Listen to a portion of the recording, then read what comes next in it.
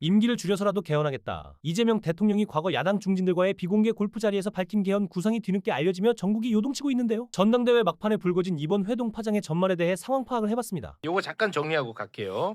어제 갑자기 이재명 대통령이 국민의힘 다선 의원들하고 골프를 쳤다는 이제 보도가 나왔습니다. 네네네.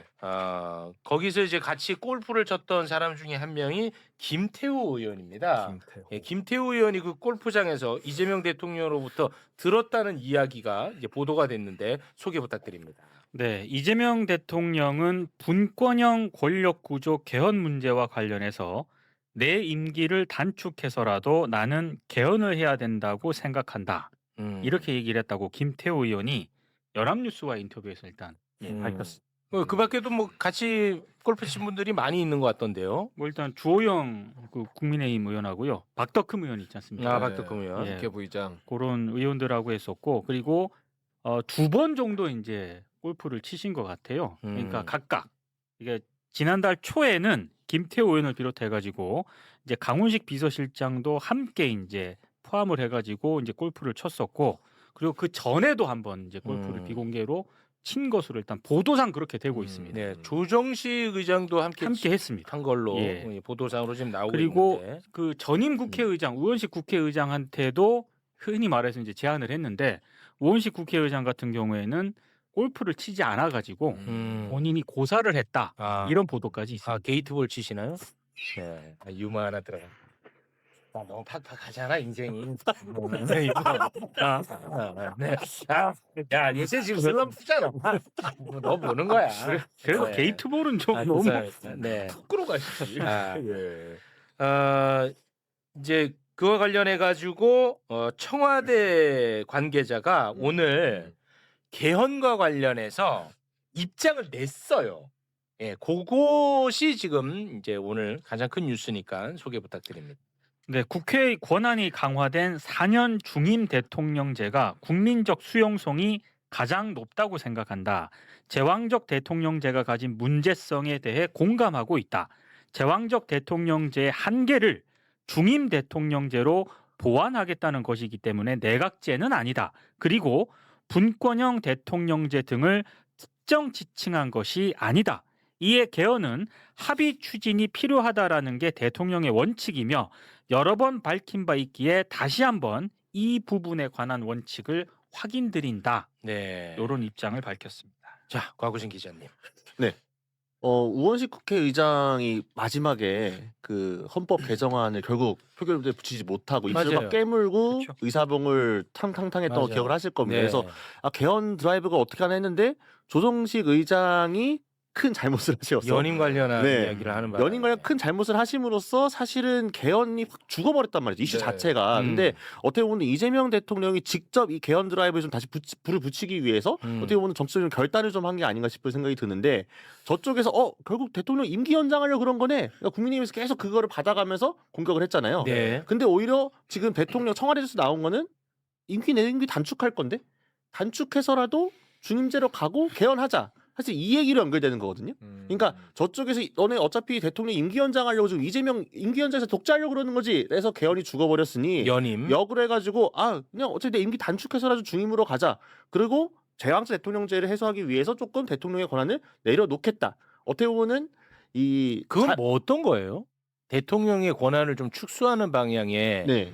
4년 중임제는 4년 중임제는 아는데 네. 대통령의 권한을 축소하는 건 뭐예요? 그러니까 이거 어떻게 보면 좀 이제 구체적인 안이 나와야 가능한 건데 지금은 이제 어떻게 보면 상상해 볼 수 있는 거는 네네. 지금 대통령만이 가지고 있는 고유 권한 중에 몇 가지가 있어요. 예를 들어 우리나라에 사면권이라든가 아니면 거부권 이런 거 있죠. 네네. 그러니까 거부권 같은 것도 입법권에 맞대응해 갖고 행정부 수장이 쓸 수 있는 이제 일종의 카운터 카드인 건데 네네. 사실 거부권이라는 것도 윤석열이 너무 남용된 측면도 있고 그렇죠. 이게 대통령의 소위 말하는 제왕적 권한인데 입법부가 다수가 국민 뜻을 결정한 건데 일방적으로 대통령이 거부하는 게 말이 되느냐 이런 지적이 사실은 있어 왔습니다. 그러니까 예를 들면 이런 것들에 좀 규정을 강화시킨다라든가 아니면 거부권 자체를 축소시키다 이런 식의 예를 논의도 들면? 네, 예를 들면 그러니까 그런 식으로 지금 대통령의 행정부 수단을 갖고 있는 권한들 중에서 일부를 좀 떼어서 뭐 총리한테 주던가 아니면 축소를 시키든가 입법부에 더 주든가 이런 식으로 해보겠다라는 큰 틀이 있는 건데 잘 아시는 것처럼 개헌은 아무리 싫어도 국민의힘에서 일부가 동참해주지 않으면 불가능한 상황입니다. 그러니까 여기에 전현직 국회의장단을 먼저 만남으로써 이게 사실은 명분이 괜찮죠. 현직도 만나고 전직도 만나고 야당도 있는데 선수도 높고 나름 당에서 원로급이야. 그러니까 대우도 해주면서 만나면서 얘기도 좀 들어주고, 그러니까 이분들도 만나가지고 아 대구 경북 통합 이거 빨리 해야 되는데 얘기도 하니까 좀 듣고, 또 이분들이 당에 돌아가서도 대통령이랑 골프 같이 치면서 얘기 좀 했는데 뭐 좀 이런 거도 우리가 받을만하지 않냐 이런 여론에 맞는데도 도움이 좀 되겠죠. 여러 가지 좀 고려했을 때 아 죽었던 개헌 이슈에 불을 붙이기는 상당히 좀 적절한 메시지가 아니었느냐. 이거는 조금 약간 표현을 조금 조정할 필요가 있는 게 조정식 의장 때문에 개헌 이슈가 죽었는데 그거를 살리기 위함이라고 얘기하는 거는 이 선후 관계가 바뀐 것 같은데 조정식 의장의 그 발언보다 이 골프가 더 먼저 아니에요? 맞아요. 아니 그러니까 제가 말씀드리는 거는 어. 이게 지금 나오면서 청와대가 부연해 주잖아요. 아 부연하는 거에 이번에 대해서. 낸 메시지. 네, 네. 아. 이게 뭐냐면 사실은 이게 조금 민감하거나 이런 사안이 될 수 있으면은 청와대 NCND 하는 메시지를 안 내도 돼요. 근데 지금 여기서 이렇게 청와대 관계자 말로 기사가 나오는 거는 어쨌든 기자들 앞에서 백브리핑을 한 거잖아요. 네네. 이런 식의 해석을 덧붙여주는 거는 청와대 그 보완을 해주는 거죠. 아, 우리 일선부터 우리도 의지가 있었고 야도권에서 지금 의심하는 것처럼 야 우리가 정말로 독재할 거였으면 그런 말을 이전에 했겠니? 이런 식의 얘기들을 밑에 깔아주면서 이렇게 덧붙여준 거로 해석을 합니다. 그러면은 그 임기 단축이라는 표현이 있는데 이거는 개헌에 대한 의지 표명의 차원에서 나온 발언이겠죠? 뭐 실제로도 가능은 하죠. 임기 단축이? 네, 그러니까 임기 단축이 왜냐면 아니 국민들은 5년 하라고 뽑아줬는데 왜 임기 단축을 해? 그러니까 예를 들니까 이게 어떻게 보면 야권을 설득할 수 있는 카드가 하나 되는 거죠. 아까 말씀드린 것처럼 이게 그 개헌 시기에 맞춰가지고 예를 들면은 개헌을 언제 할 건데 다음 총선 시기하고 맞추겠다. 그래갖고 개헌 통과가 되게 되면은 네. 다음 대통령 뽑는 선거까지 조정이 돼야 되잖아요. 근데 네. 이제 대통령의 이 현직 대통령의 임기를 요거 선거 시기 개헌 시기에 맞춰가지고 뭐 1년 줄이는 식의 방향도 고려가 가능한 거죠. 그래요? 근데 아니 그거는 네. 예전에 노무현 대통령도 4년 4년 중임제 얘기하면서 개헌할 때 임기 단축할 수 있다라고도 말씀하신 적이 있어요. 그래요? 예, 있고 이건 아마 2030년이니까 다음 대선이 아마 지방선거랑 맞출 수 있겠죠. 네, 그런 식으로 근데 맞춰서. 이거는 뭐 되게 이상한 건 아닌 게 우리 국정과제 1호가 국정과제 1호 TV 토론에서 아마 논란이 됐었잖아요. 그 개헌. 국정과제 1호 개헌이에요. 네. 이미 4년 중임제하고 결선 투표제 도입하겠다 이렇게 국정과제가 1호가 있어서 개헌. 나름대로 그거를 이제 추진을 해왔던 것 같은데 이게 저는 하나 좀 그런 게 지방선거 이후에는 어찌됐든 대통령의 이제 그런 행보가 멈춰 있었잖아요. 멈춰 있었잖아요. 그 이후에 지방선거 그렇게 이제 끝나고 뭐 이렇게 뭐 골프를 뭐 이렇게 더 이상 진행하지 않고 딱 지방선거 다음 날인가 다다음 날 거는 전에 잡혀 있었기 때문에 한 것 같은데 이 이슈가 지금 조선 중앙 이렇게 나왔거든요. 이슈가 한겨레 경향에서 나온 기사가 아니에요. 근데 이게 조선 중앙에 나왔을 때 기사를 보면 소스가 김태우 의원은 그냥 김태우 의원으로 나오고 중앙 같은 경우는 소스가 없던데 보니까 여당 관계자 이렇게 나오는데 이게 국민의힘 소스로 나왔단 말이에요. 지금 전당대회가 이제 거의 막바지에 이르고 있는데 네. 이게 나와가지고 사실은 전당대회에 어떻게 보면 뜨거운 감자가 돼버린 거예요. 지금 굉장히 아, 이거에 대해서 이게 전당대회 이슈가 됐어요? 전당대회 이슈가 될 수밖에 없는 게 당원들 입장에서는 어. 이게 지금 말이 되는 얘기냐라고 해서 이게 지금 이 시국에 그러니까 전에 있었던 일이 지금 기사화됨으로 인해서 지금 전당대회에 영향을 제가 볼 땐 굉장히 크게 미치고 있는 것 같거든요. 제가 볼 땐 뭐 사람마다 생각은 다르겠지만 그래서 내가 아까 네. 그걸 좀 예민하게 반응한 거예요. 이게 이번에 골프 친 게 아니야. 조정식 의장 발언 이후에 골프 친 게 아니야. 전에 골프 그러니까 이거는 쳤었고. 그래서 그렇죠. 옛날 이슈인 거예요. 맞습니다. 우리가 몰랐을 뿐이지. 그래서 나는 그 얘기를 했던 그래서 건데. 이게 그렇게 해서 기사화가 돼서 나옴으로 인해서 이걸 가지고 또 사실은 당 내부에서 분열이 되는 거죠. 분열의 소재가 될 수. 분열이 돼 이걸로? 지금 댓글 보세요. 못 봐. 대통령이 그 야당 사람들이랑 중진들이랑 골프를 치는 게 맞냐부터 시작해갖고 아니 비난과 비판도 많이 있고 소통하는 거지. 한편으로는 또 소통하는 것도 필요하다라는 것도 네. 있는데 이게 또 하나의 소재, 재료가 돼버린 거예요. 나옴으로 인해서. 그래서 저는 이게 이 시점에 나온다고 기사가? 저는 이거 기자들 꽤 먼저 알고 있었을 거라고 생각하거든요. 이게 지금 예전에 있었던 일이 지금 갑자기 기사가 나올 때는 한번 생각을 해봐야 되고 김태우 의원은 보니까 조선일보와 적극적으로 전화 인터뷰를 했더라고요. 네. 그러니까 봉지욱 기자님이 보시기에는 이게 전당대회를 앞두고 있는 상황에서 흔들려고. 민주당 내부의 분열을 더 촉발시키는 쪽으로. 저는 그렇게 그럼 들고 아니 있다고 그러면 안 생각하는데. 흔들리면 네. 돼. 뭘 흔들려? 게이트불 얘기하고 뭐 그냥 이렇게 하면 돼. 네? 흔들리지 마십시오, 여러분. 뭘 흔들려? 흔들릴 필요 없습니다. 네. 알겠습니다. 요 이슈가 오늘 상당히 뜨거워가지고 근데 나는 그 얘기는 좀 안 나오면 안 되나? 연임을 위한 개헌이라고 자꾸 얘기를 하잖아요, 야당에서. 네. 근데 그거는 청와대에서 명확하게 입장을 반복적으로 냈잖아. 아니라고. 그거는 그러면 언론에서도 좀 가르마 타줘야 되는 거 아니에요? 사실은 이미 불가능하고 그 팩트 체크 되어 있는 기자들도 있고요. 그러니까 이재명 대통령이 그러지 않겠지만 설사 만약에 본인이 임기를 해가지고 연임을 하고 싶어도 지금 헌법체계에서는 불가능하게 이미 정리가 됐어요. 그건 예전부터 이미 헌법학자들 사이에서 논쟁이 좀 있었고 논문으로 나와 있습니다. 그러니까 주요 네. 해석 자체는 그 조항을 이번에 개헌에 같이 바꾼다고 하더라도 그게 소급으로 할 수가 없다라는 게 대체적인 주류 해석이에요. 그러니까 원래 안 되는 거라는 게 이미 한참 정리가 되어 있던 거고. 그러면 그 자꾸 논란의 영역으로 두지 말고 언론이 그걸 정리를 해줘야 돼. 이게 사실 보도가 없는 건 아닌데 이게 잘 아시겠지만 선동은 한 줄도 쉬워요. 이재명 대통령이 연임하려고 저거 독재하려고 하는 거야. 근데 그걸 반박하기 위해서 저희 헌법책에서 그건 불가능하고요. 몇 조에 그 항을 바꾼다고 하더라도 그게 개헌이 그렇게 아닙니다. 길어지잖아요. 근데 이미 국민의힘에서는 여권의 브레이크를 걸기 위한 전선을 침에 있어서 이거 이렇게 하고 하기는 우리 지지자들이 으쌰으쌰 하겠는데 하니까 하다못해 조금 그러니까 지금 그런 이슈 때문에 흔들리는 게 뭐냐면은 영남권에 있는 연성 지지층 있잖아요. 그러니까 원래 민주당을 전통적으로 지지했던 사람들이 아니었는데 대통령 이재명은 그래도 일은 좀 잘하지 않나 싶었던 그런 분들 같은 경우에는 뭐야 우리가 좀 잘한다 생각했는데 역시 그래서 민주당 대통령 저 독재하려고 그러는 거 아니야? 이런 식의 이것들에 훨씬 쉽게 감화되고 빠져드는 거죠. 근데 너무 반복적으로 청와대에서 입장을 냈거든요. 이미 냈죠 여러 번. 네. 그거 아니라고. 아니 근데 순기능도 있네요. 아니라는 점이 김태호 의원의 입으로 확인된다. 김태호 이미 이런 논란이 있기 전에 만나서 그게 말이 되는 얘기냐고. 사적인 공간에서 사적인 조차 그리고 본인의 임기 단축까지 직접 언급을 그러니까. 했다는 거잖아요. 맞아. 순기능 하나 그게 있네요. 그렇습니다.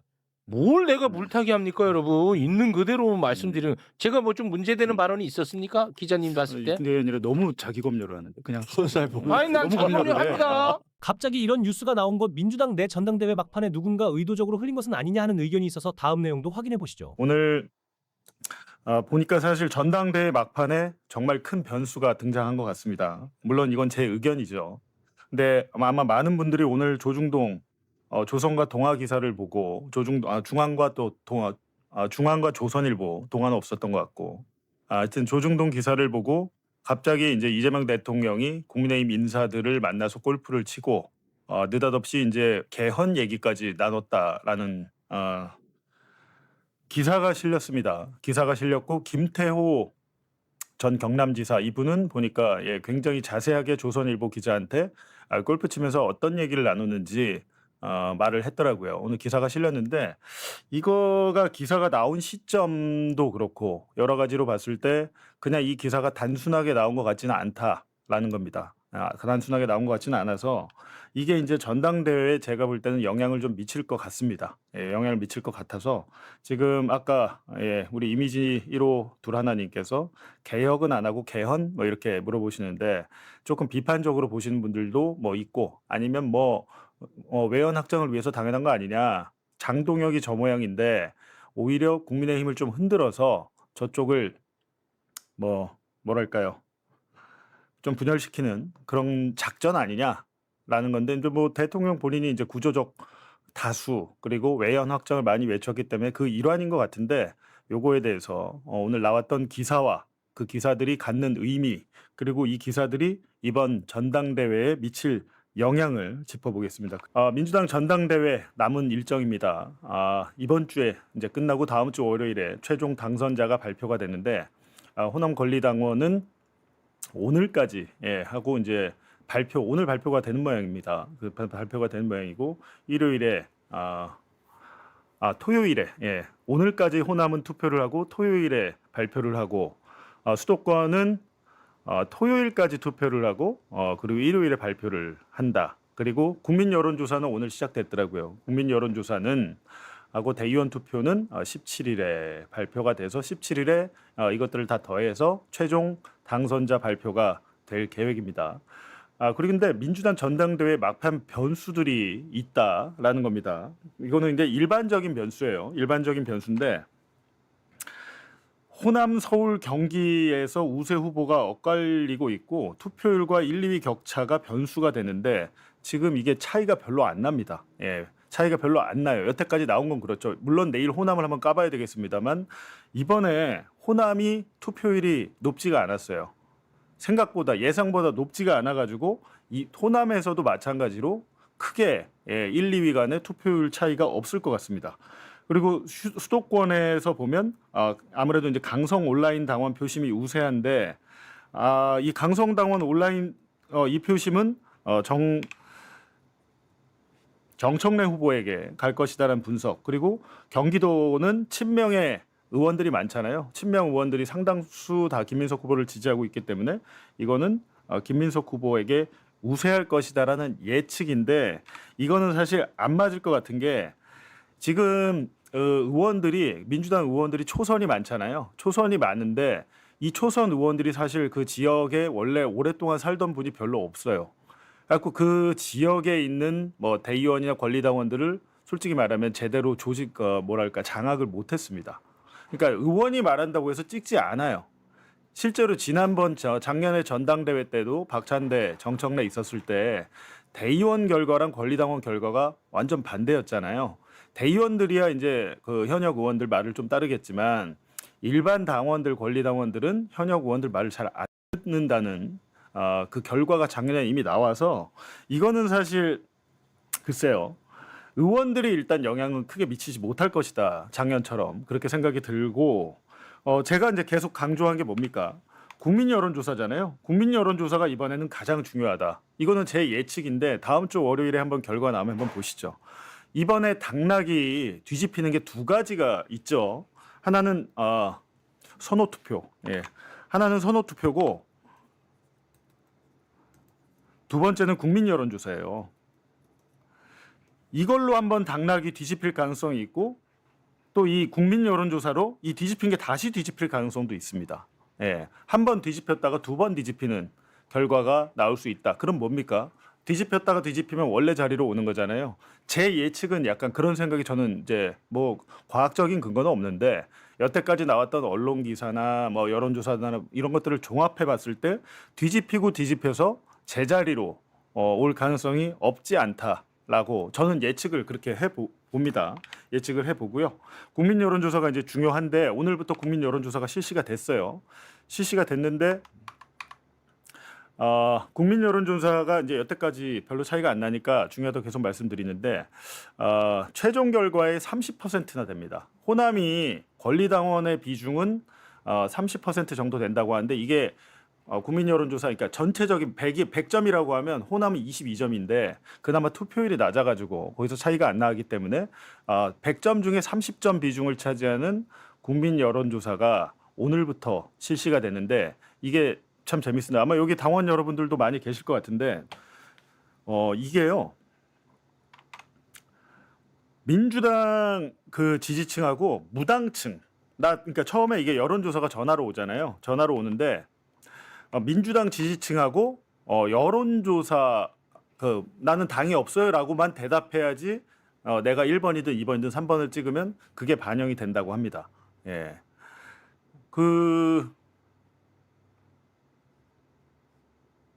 잠깐만요.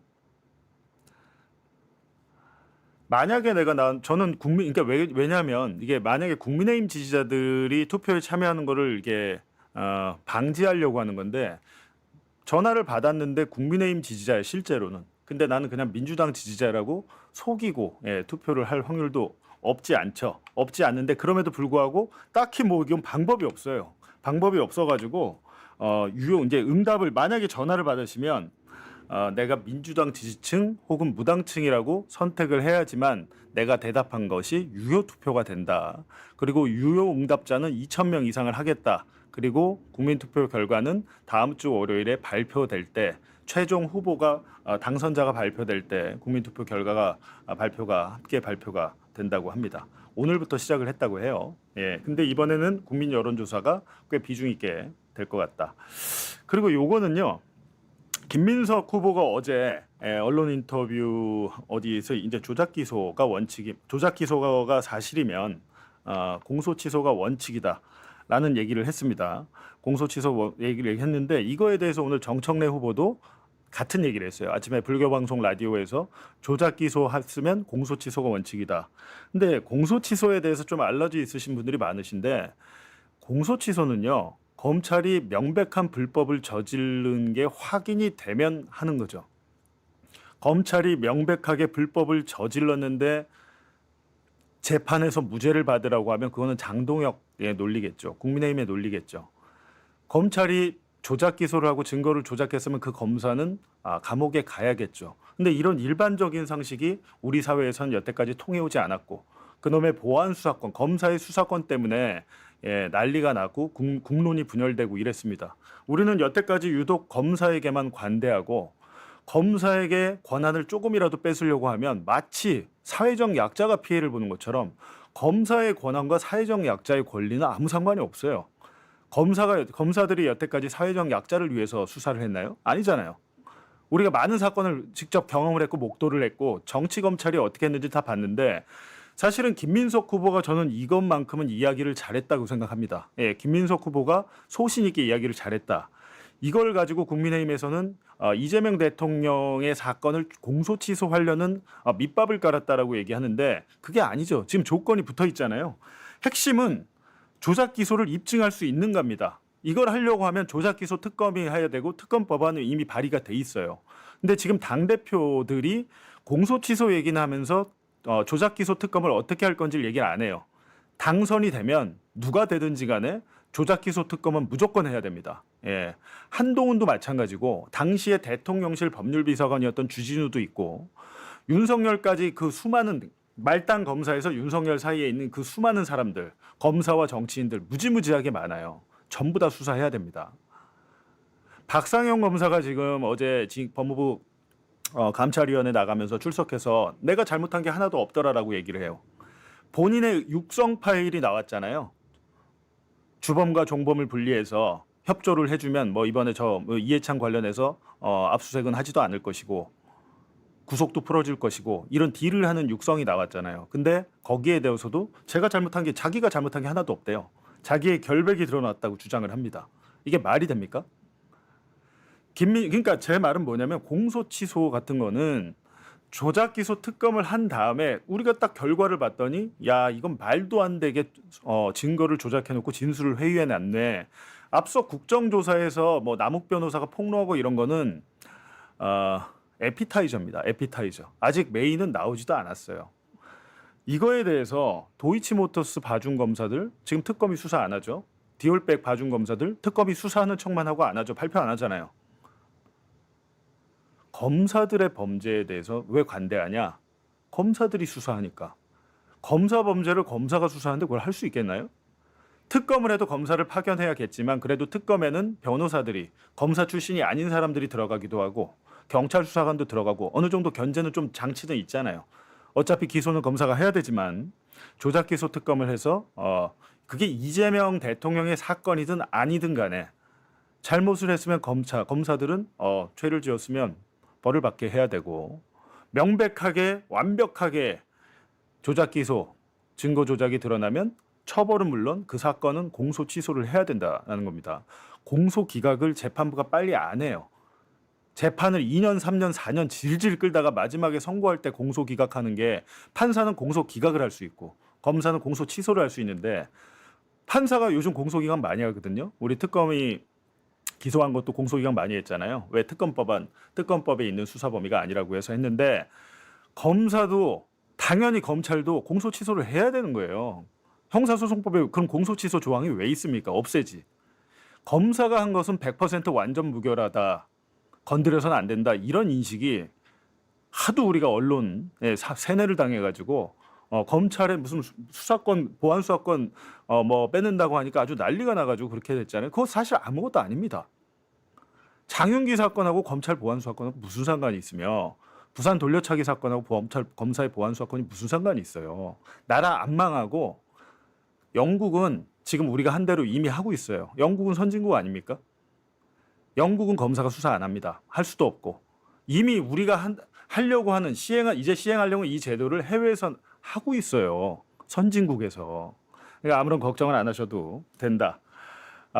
정청래 후보도 마찬가지고 오늘 정청래 후보는 불교 방송에서 입장을 얘기했으니까 송영길 후보도 이에 대해서 좀 입장을 밝혀주는 게 좋을 것 같고 이 세 후보 모두 조작 기소 특검을 당선이 되면 바로 추진을 했으면 좋겠습니다. 네, 첫 번째 주제 오늘 헤드라인 봉다리 뉴스를 마치고요. 이번 전당대회 막판 변수가 저는 나왔다고 생각을 합니다. 근데 이 변수가 어디서 나왔냐? 민주당이나 진보 언론에서 나온 게 아닙니다. 오늘 조선일보와 중앙일보에서 나왔는데요. 국민의힘을 덮친 이재명 연합 공포라는 기사가 나왔어요. 이재명 연합, 여기서 이재명 연합은 이재명 대통령이 정계 개편을 하려고 한다라는 뉘앙스로 이재명 연합이란 단어를 여기다 쓴 거예요.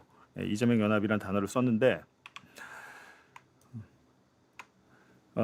정계 개편, 정계 개편 하니까 얼마 전에 그 유시민 작가가 했던 말이 떠오르는데 정계 개편이란 게 사실은 어떤 큰 이벤트나 동력, 계기가 있어야겠죠. 갑자기 뭐 이렇게 슬슬 하나씩 쌓아서 할 수 있는 건 아닌데 어쨌든 중앙일보에서 이 기사를 썼습니다. 근데 중앙일보의 이 기사의 주제는 2028년 총선을 앞두고 정계 개편설이 있고 개헌, 국가개혁 명분의 정치연합이 있고 수도권과 충청권 중도파를 포섭을 하려고 하는 거다라고 관측을 하면서 공천 탈락자를 이탈할 땐 분당 위기가 있다.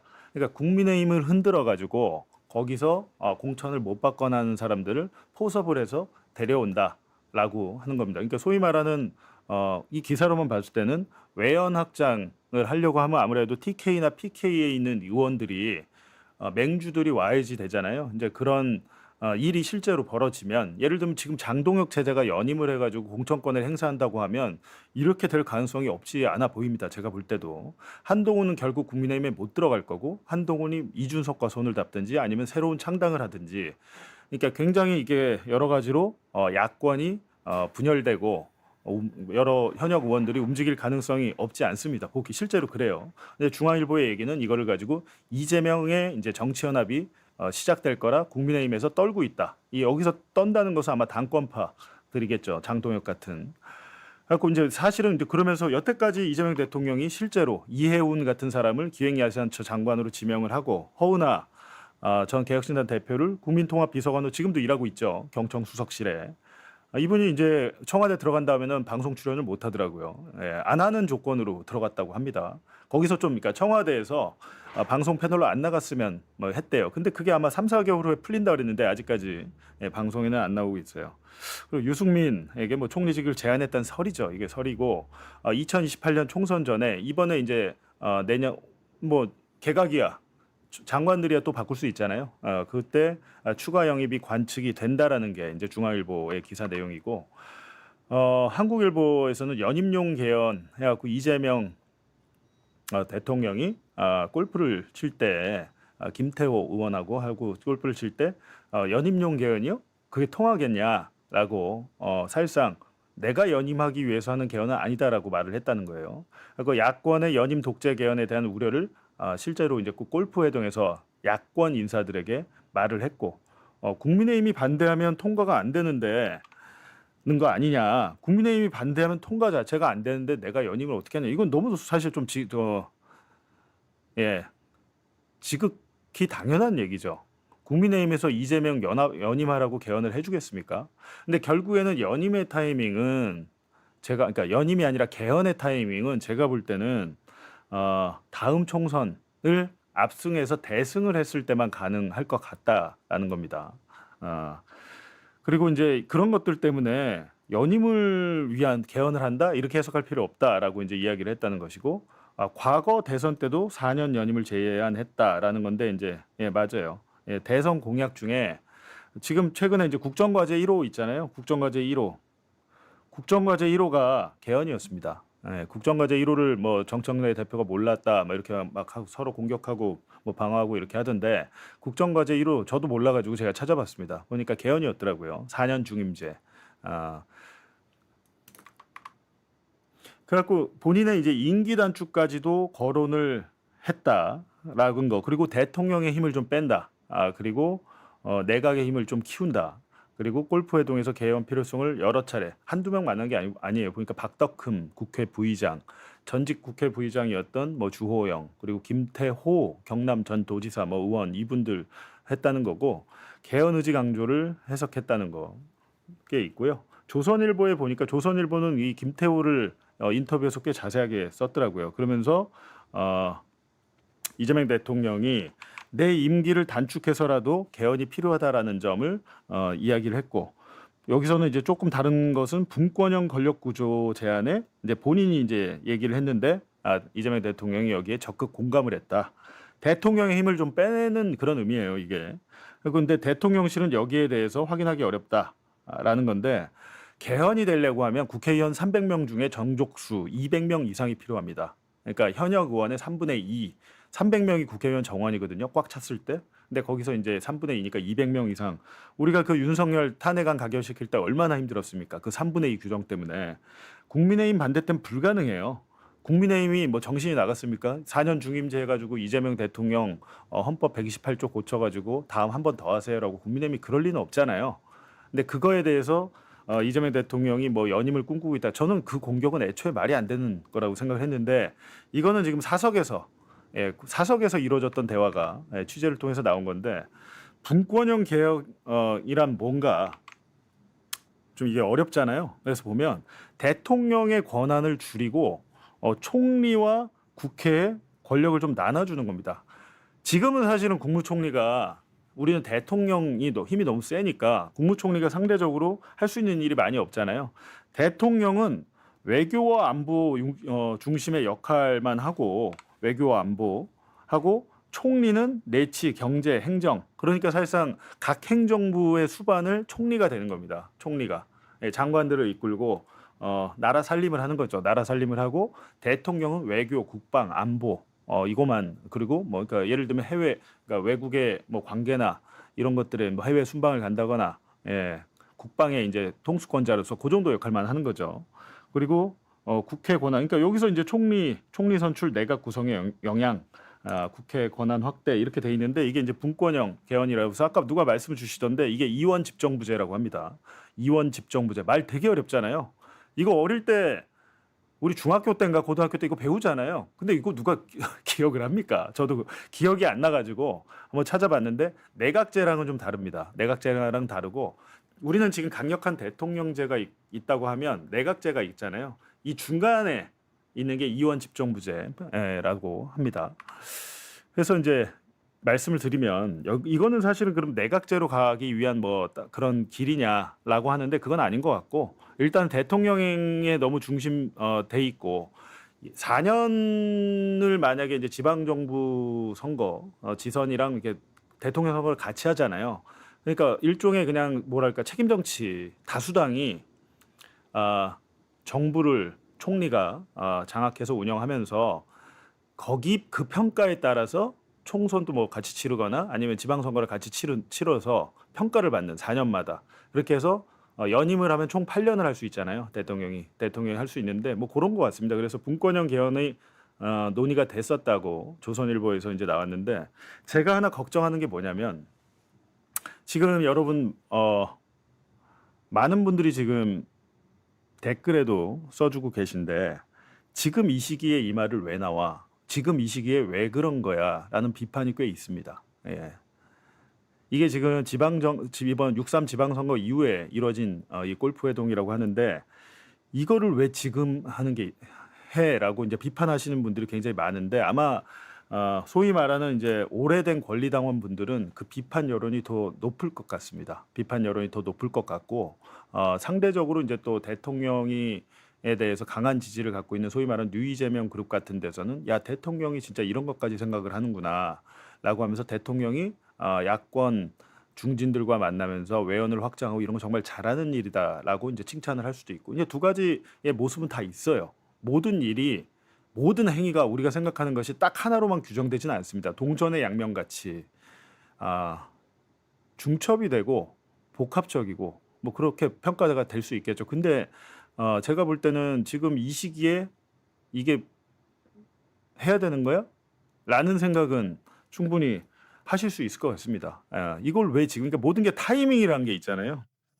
집에서도 제가 가끔 집에서 와이프랑 분란이 일어날 때는 안 해도 될 말을 그때 해가지고, 그러니까 다른 때 딱 그 분위기 그 타이밍에서 안 했어야 될 말을 하는 바람에 그게 부부싸움이 되기도 하고, 마찬가지죠.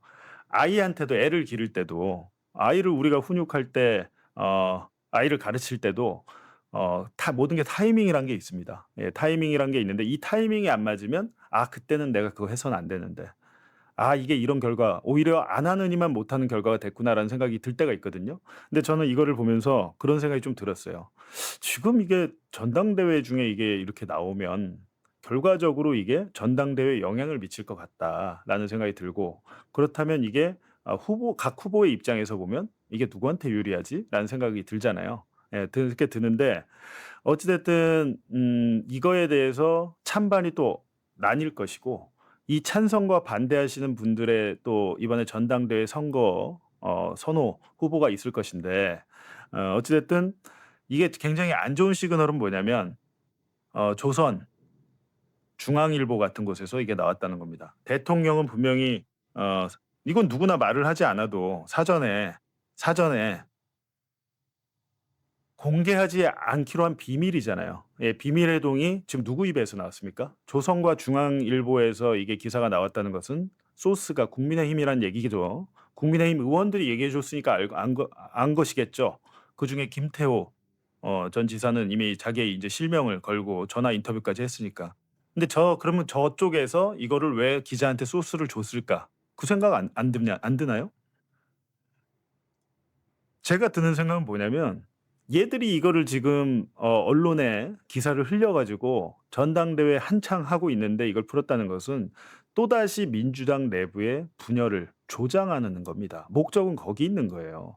이 사람들은 마음은 제가 모르겠습니다만, 골프 회동할 때는 이재명 대통령이, 현직 대통령 힘이 제일 세니까 대구 경북 통합은 꼭 좀 시켜주십시오. 별의별 뭐 아부나 청탁을 엄청 했을 것 같은데, 그것과 별개로 그중에 또 일부는 잘 됐다, 건수 하나 물었다라고 생각했을 것 같아요. 그랬으니까 이거를 기자한테 흘려서 기사를 쓰게 하죠. 예. 결과적으로 이 기사는 전당대회에 악영향을 미치는 것도 있지만, 더 크게 보면, 더 큰 틀에서 보면 민주당 내부의 분열을 더 가속화, 더 깊게 만든다. 분열의 골을 더 깊게 만드는 재료가 될 겁니다. 예, 제가 볼 땐 이게 굉장히 좀 마음이 이렇게 돼서는 안 되는데라는 생각도 들고, 여러 가지 그런 생각이 들어서 결과적으로는 그냥 제가 보기에는 이 지금 골프 회동과 분권형 개헌, 이 논란, 개헌 관련한 이 기사들이 이번 전당대회 마지막 최대 변수가 될 것이다라는 생각이 들었는데, 저만 그렇게 생각하는 거 아니죠, 여러분? 제 말에 대해서 동의를 하시나요? 예, 그렇게 생각이 좀 드는데, 중요한 것은 이 분열이 좀 잦아들고 상처가 봉합이 돼야 되는데, 이렇게 간다면 전당대회 이후가 참으로 걱정이 된다. 쉽지 않겠다라는 생각도 들고, 전당대회 이후에 만약에 진짜로 뭐 당이 쪼개지거나 극도의 분열로 치닫는다면 정말로 그때는 뭐 개헌은커녕 총선 폭망에 정권을 넘겨줄 수밖에 없을 것이다 라는 아주 최악의 시나리오도 걱정이 됩니다. 그럴 일은 일어나지 않겠지만, 최악의 시나리오, 항상 최악의 시나리오를 걱정해야 되잖아요, 우리가. 그래서 제가 그 말씀을 드렸고, 이어서 이제 한동훈이 지금 당원 게시판 사건으로 경찰 수사를 받고 있는데, 한동훈이 아마 가장 걱정하는 부분은 이걸 거예요. 이 얘기를 지금 아무도 안 하던데 뭔지 제가 광고 보고 와서 여러분께 자세하게 설명을 드리겠습니다. 과거 이재명 대통령의 개헌에 대한 의지와 계획에 관한 의견 발표 들어보시죠. 헌법 개정안에 대한 국회 표결이 내일 진행될 거라고 합니다. 1987년에 현행 헌법이 제정된 이후 대한민국이 정치, 경제, 사회 여러 측면에서 참으로 큰 변화를 겪었습니다. 그런데 헌법은 여전히 지난 40여 년 동안 제자리 걸음입니다. 보통 이렇게 표현하죠. 세상이 변했는데 덩치는 커졌는데 옷이 맞지 않는다. 그럼 옷을 좀 고칠 필요가 있지 않냐. 이런 얘기들을 합니다. 지금 헌법으로는 지금 현재 우리 대한민국 민주주의의 수준이나 국민의 삶의 상황 또 국가의 미래를 충분히 담보하기가 어렵습니다. 또 동시에 전면 개헌을 하기는 부담이 너무 큽니다. 또 정치적 이해관계가 엇갈리기 때문에 합의가 쉽지 않습니다. 그렇다고 다 미룰 것은 아니고 할 수 있는 만큼은 하자. 이런 실용적인 태도로 접근할 필요가 있습니다. 부분 개헌을 합의되는 만큼 순차적으로 해나가는 것이 현실적인 방법이다라는 생각이 듭니다. 예컨대 불법 계엄을 더 이상 못하게 하자, 국회 통제를 강화하자. 이거 어떤 국민이 반대하겠습니까? 그 반대하는 사람이 조금 있을 수는 있죠. 그 사람들은 불법 계엄 옹호론자라고 봐야 되지 않겠습니까? 계엄 상황도 아닌데 불법적으로 정권 유지를 목적으로 또는 사이익을 목적으로 계엄을 선포해서 군대를 통해서 나라를 망치면서 독재를 하겠다. 이런 것을 못하게 하는 게 당연한 거 아닌가요? 그래서 이 비상계엄에 대한 합리적 통제를 헌법에 넣자. 이건 누가 반대할까 싶습니다. 또 한 가지는 지금 또 5.18이 다가옵니다. 국민이 맡긴 권력, 국민이 맡긴 나라를 지키라고 준 총칼로 국민을 살상하고 헌법 질서를 파괴한 광주 5.18 사건과 같은 일이 다시는 벌어져서는 안 되겠죠. 5.18 때가 되면 누구나 그렇게 말합니다. 5.18 정신을 헌법 전문에 넣자. 그래서 또 일각에서는 부마항쟁 정신도 넣자. 누가 반대합니까? 공개적으로 다들 얘기하지 않습니까? 뭐 여당 야당 할 것 없이 다 하죠. 근데 이번에 헌법 전문에 실제로 넣을 기회가 됐습니다. 그건 왜 반대합니까? 말이 안 되죠. 지방자치를 강화하자. 모든 국민이 동의하는 일입니다. 반대할 이유가 없는 이 헌법 개정안에 표결이 내일 이루어집니다. 오랜만에 만들어진 기회인데 모든 국민이 동의하는 이 당연한 그리고 모든 정치권들이 이때까지 이구동성으로 말해왔던 것들을 내일 실천했으면 좋겠습니다. 국회가 개헌안을 발의했습니다. 현행 헌법이 만들어진 지 40년 가까이 지나면서 변화된 사회상을 제대로 반영한 개헌 필요성에 모든 국민들이 공감하고 계십니다. 하지만 그간의 개헌 논의는 여러 정치적, 사회적 이견 때문에 계속 좌초되어 왔습니다. 현재 상황에서 모든 사안을 한꺼번에 해결하자는 것은 결국 같은 실패를 반복하자는 것과 다름없습니다. 그렇기 때문에 이미 국민적 공감대가 충분히 이루어진 구체적 사안들부터 부분적이고 단계적으로 개헌을 추진하는 것이 순리일 것입니다. 이번만큼은 가능한 수준이라도 개헌에 물꼬를 틀 수 있도록 초당적인 협조가 필요합니다. 구체적 내용을 보더라도 5.18 민주화 운동이나 또 부마 항쟁을 헌법 전문에 반영하는 것은 여야 간의 이견이 없고 또 제1야당인 국민의힘조차 그간 수차례 명시적으로 헌법 전문에 반영하자고 주장해 왔습니다. 계엄 요건을 강화하는 헌법 개정에 대해서도 이견이 없을 것입니다. 얼마 전에 국민의힘 측에서도 계엄에 대해서 반성의 뜻을 표한 바가 있기 때문에 다시 그러한 국정 문란이 발생하지 않게 하는 것은 역시 이견이 없을 것으로 보여집니다. 지방자치 강화 부분도 역시 마찬가지로 이견이 없고 특별히 이해관계가 충돌할 가능성이 없습니다.